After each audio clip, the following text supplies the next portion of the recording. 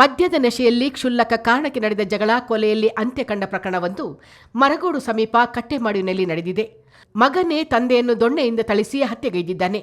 ಕೃತ್ಯವನ್ನು ಮುಚ್ಚಿ ಹಾಕಲು ನಡೆಸಿದ ಪ್ರಯತ್ನ ವಿಫಲವಾಗಿದ್ದು, ಪ್ರಕರಣದಲ್ಲಿ ಒಟ್ಟು 8 ಮಂದಿಯನ್ನು ಪೊಲೀಸರು ಬಂಧಿಸಿದ್ದಾರೆ. ಕಟ್ಟೆಮಾಡು ಒಸ್ಕೇರಿಯ ದೇವಯ್ಯ ಎಂಬರ ತೋಟದ ಲೈನು ಮನೆಯಲ್ಲಿ ಕೃತ್ಯ ನಡೆದಿದೆ. ಪ್ರಕರಣ ಬಗ್ಗೆ ಕೊಡಗು ಎಸ್ಪಿ ಬಿಂದುಮಣಿ ಮಾಧ್ಯಮಗಳಿಗೆ ವಿವರಣೆ ನೀಡಿದ್ದಾರೆ. ಪಶ್ಚಿಮ ಬಂಗಾಳದ ವರ್ಧಮಾನ್ ಜಿಲ್ಲೆಯ ಬೀರೋಮುದಿ ಎಂಬಾತನೇ ಹತ್ಯೆಯಾದ ಕಾರ್ಮಿಕ.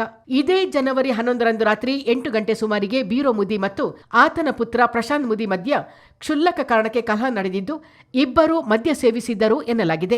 ಕಲಹ ತಾರಕಕ್ಕೇರುತ್ತಿದ್ದಂತೆ ಪ್ರಶಾಂತ್ ದೊಣ್ಣೆಯಿಂದ ತನ್ನ ತಂದೆಗೆ ಥಳಿಸಿದ್ದಾನೆ. ಮಾರಣಾಂತಿಕ ಹಲ್ಲೆಯಿಂದ ಬೀರೋಮುದಿ ಸ್ಥಳದಲ್ಲೇ ಸಾವನ್ನಪ್ಪಿದ್ದಾನೆ ಎಂದು ಎಸ್ಪಿ ಬಿಂದುಮಣಿ ಹೇಳಿದರು. 13/1/2026 ಮಡಿಕೇರಿ ರೂರಲ್ ಪೊಲೀಸ್ ಸ್ಟೇಷನ್ನಲ್ಲಿ 103 ಸಬ್ಸೆಕ್ಷನ್ 1 BNS ಅಡಿಯಲ್ಲಿ ಒಂದು ಕೇಸ್ ದಾಖಲಾಗುತ್ತೆ. ಇದಕ್ಕೆ ಸಂಬಂಧಪಟ್ಟಂತೆ ಬುರೋ ಮೋದಿ ಅನ್ನೋದು ಕೊಲೆ ಮಾಡಿರ್ತಾರೆ, ಪ್ರಶಾಂತ್ ಮೋದಿ ಅನ್ನೋ ಒಂದು ಕಂಪ್ಲೇಂಟ್ ನಮಗೆ ಬರುತ್ತೆ. ಸೊ ಇದಕ್ಕೆ ಸಂಬಂಧಪಟ್ಟಂತೆ 11ನೇ ತಾರೀಕು ಬುರೋ ಮೋದಿ ಮತ್ತು ಪ್ರಶಾಂತ್ ಮೋದಿ ಇವರು ತಂದೆ ಮಗ ಆಗಿರ್ತಾರೆ. ಇವರು ಕಟ್ಟೆಮಾಡಲಿ ಒಂದು ದೇವಯ್ಯ ಅನ್ನೋ ಒಂದು ಕಾಫಿ ಪ್ಲಾಂಟೇಷನಲ್ಲಿ 7 ವರ್ಷದಿಂದ ಕೆಲಸ ಮಾಡ್ತಿರ್ತಾರೆ. ಸೊ ಅದೇ ದಿನ 11ನೇ ತಾರೀಕು ರಾತ್ರಿ ಕುಡಿದು ಒಂದು ಫ್ಯಾಮಿಲಿ ರಿಲೇಟೆಡ್ ಇಶ್ಯೂ ರಿಲೇಟೆಡ್ ಮಾತಾಡ್ತಿರ್ಬೇಕಾದ್ರೆ ಪ್ರಶಾಂತ್ ಮೋದಿ ಅನ್ನೋ ಮಗ ಏನಿದೆ ಅವನು ಬುರೋ ಮೋದಿಗೆ ಒಂದು ದೊಣ್ಣೆಯಿಂದ ಹೊಡೆದಿರ್ತಾನೆ. ಹೊಡೆತದಿಂದ ಬುರೋ ಮೋದಿ ಎಲ್ಲೇ ಸತ್ತಿರ್ತಾನೆ. ನಂತರ 12ನೇ ತಾರೀಕು ಇದೇ ಬಾಡಿನ ಡಿಸ್ಪೋಸ್ ಮಾಡಲಿಕ್ಕೆ ಮಾಲೀಕರು ಮತ್ತು ಅವರ ಸಂಬಂಧಿಕರು ಒಟ್ಟು 8 ಜನ ಸೇರಿ ಬಾಡಿನ ಡಿಸ್ಪೋಸ್ ಮಾಡಿರ್ತಾರೆ 12ನೇ ತಾರೀಕು.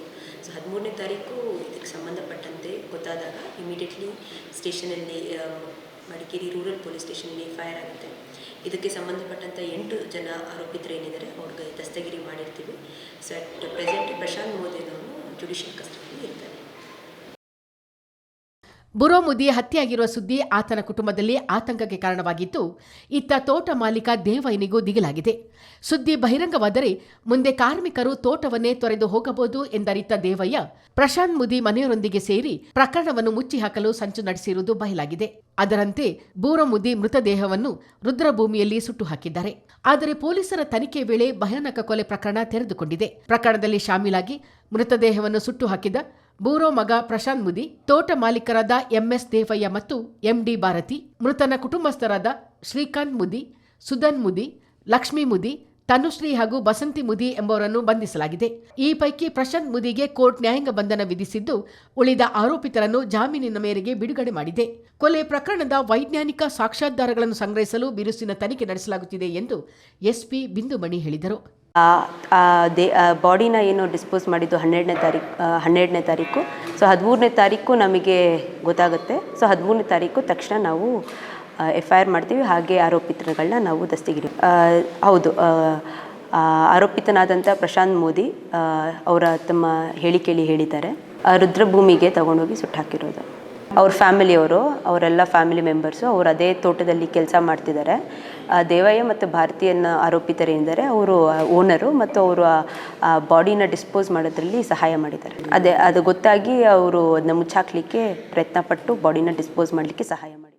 ಪ್ರಶ್ನೆಯೊಂದಕ್ಕೆ ಉತ್ತರಿಸಿದ ಎಸ್ಪಿ, ಅಸ್ಸಾಂ ಮತ್ತಿತರ ಹೊರ ರಾಜ್ಯದ ಕಾರ್ಮಿಕರ ಬಗ್ಗೆ ಮಾಹಿತಿ ಕಲೆ ಹಾಕುವ ಕೆಲಸ ಪ್ರಗತಿಯಲ್ಲಿದೆ ಎಂದರು. ಈ ಬಗ್ಗೆ ತೋಟದ ಮಾಲೀಕರು ಕೂಡ ಸಹಕಾರ ನೀಡುತ್ತಿದ್ದಾರೆ. ಆದರೆ ಯಾವುದೇ ಕಾರ್ಮಿಕರು ಬಾಂಗ್ಲಾ ವಲಸಿಗರು ಎಂಬ ಬಗ್ಗೆ ದಾಖಲೆಗಳು ಲಭ್ಯವಾಗಿಲ್ಲ ಎಂದರು. ಕಟ್ಟೆಮಾಡು ಹತ್ಯೆ ಪ್ರಕರಣವನ್ನು ಬಯಲಿಗಿಳಿದ ತನಿಖಾ ತಂಡದ ಶ್ರಮವನ್ನು ಎಸ್ಪಿ ಬಿಂದುಮಣಿ ಮತ್ತು ASP ಬಾರಿಕೆ ದಿನೇಶ್ ಶ್ಲಾಘಿಸಿದ್ದಾರೆ. ಡಿವೈಎಸ್ಪಿ PA ಸೂರಜ್, ಮಡಿಕೇರಿ ಗ್ರಾಮಾಂತರ inspector HV Chandrashekar, PSI Javaregowda, ಅಪರಾಧ ಪತ್ತೆ ಸಿಬ್ಬಂದಿಗಳು ಹಾಗೂ ಅಪರಾಧ ಪರಿಶೀಲನಾ ತಜ್ಞರ ತಂಡಗಳು ಪರಿಶೀಲನೆ ನಡೆಸಿವೆ.